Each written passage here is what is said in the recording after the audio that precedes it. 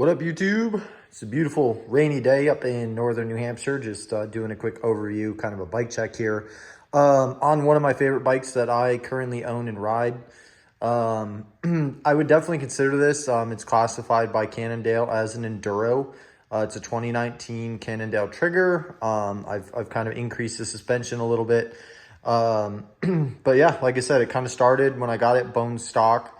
Had a Fox 34 and then like a DPS in the rear, just base model. I think it's the Cannondale Trigger 3. Retailed was right around 4,000 when it came out. Done quite a bit to it, so I'm just going to kind of go over that and then like how it's been treating me. I do a lot of cross country and downhill, so I was kind of like, oh, I'll have one bike, you know, kind of do both. I would definitely say this is much better at downhill, like bike parks. I've been to Highland and Loon with this build, and it's been awesome. But for climbing, for whatever reason, it is awful. Like, it is a brute to bring uphill. And, you know, some of my buddies ride like hardtails and stuff like that, like carbon 26-pound bikes, and I can't even come close to keeping up on this. So it will do both, but I would say it's not really great at either. So I actually have a downhill that's kind of like my, you know, I guess dedicated park bike now. And then I hopped on the hardtail bandwagon for my cross country stuff, and it's honestly so much faster and easier to ride. But like I said, when I go places, this is definitely like a bring one, it'll do both sort of build.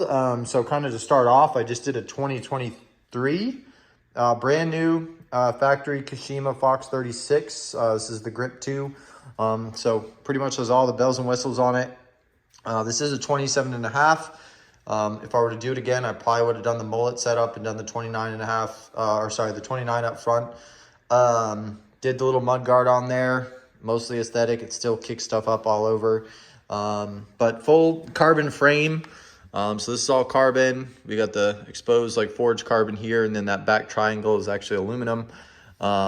But I mean, it's honestly not the lightest. This did have like this proprietary where I could lock the rear shock. I forget what they call it, but there was like a cable that came down here up onto the handlebars, and I could go from 145 to like, I think it was 115 millimeters of travel. Honestly, never used it. So kind of clean up the cockpit a little bit, got rid of that.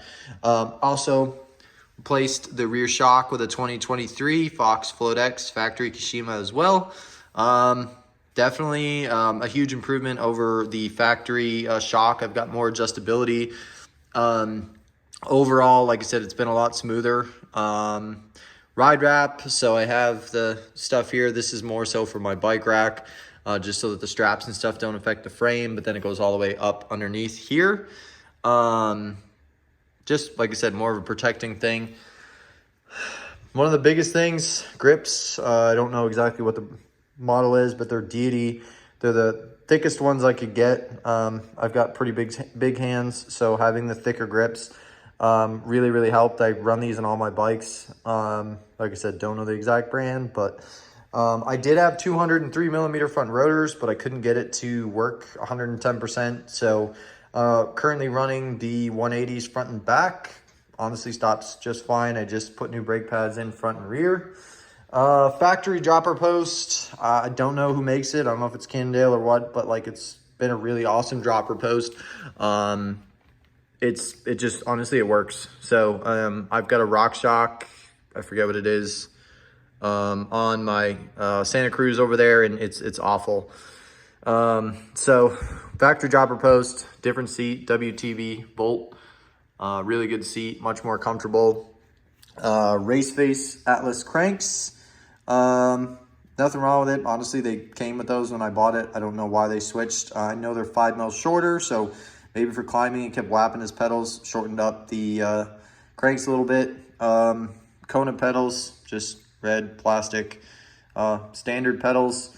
Factory driveline, so we have the SRAM NX 11 to 50, I believe is what it is, 11 speed. Just did the tires. I've got, I don't know, 2 or 3 riding days on those. They are the DHR 2.4 rear and the DHF 2.5 in the front.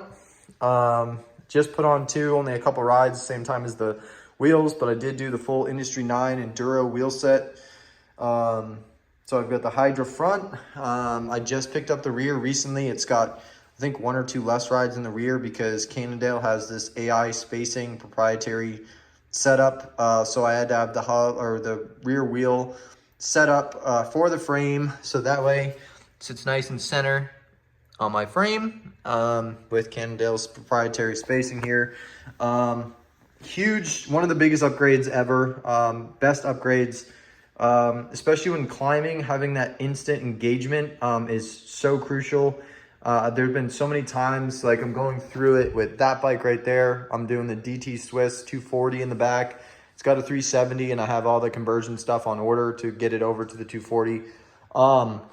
Because honestly, when you're climbing and you go to pedal and you have to like pedal, like here, there's no slot. And when you need it to grab and go, and you're going up like something techie on an incline and you pedal and your crank goes halfway down before it grabs and goes, like you end up like falling over or something like that. And honestly, it's been killing me on my trail bike. So after riding this bike, I'm definitely a firm believer on the high engagement rear hub, especially for a trail bike, cross country bike, that sort of thing. So I mean, downhill, not a big deal, but I run Hope Pro 4 on my downhill bike, and it's pretty quick, but definitely not the Industry 9.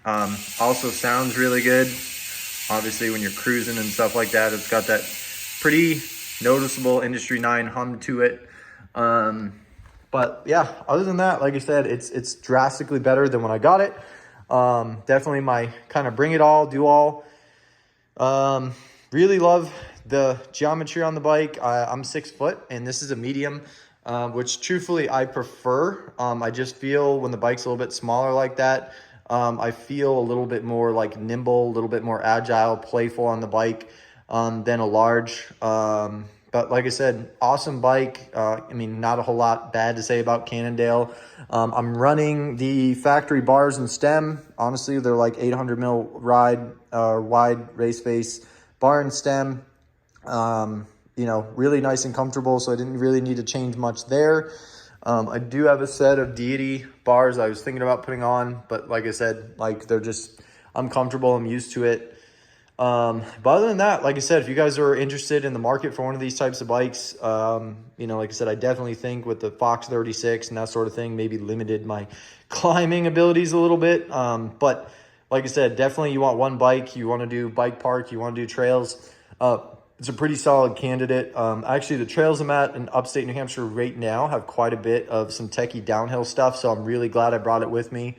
Really got beat up riding the hardtail the first time around with one of my buddies, so luckily I had this on my bike rack with me, and I ended up bringing this out, and it was a night and day difference. Harder inclines, obviously, due to the weight and that sort of thing, the full suspension. When I climb up, I do push this into the firm position. So it's actually in the firm position right now. So that's like all the way open, that's firm. So when I go to climb, I just reach down and flip that up. Helps me pedal a little bit better. But it's my 2019 Cannondale trigger. Thanks for watching, guys. Any questions, leave them below. But definitely, like I said, going to be a candidate for a while in my stable. Like, subscribe, and stay tuned for more content.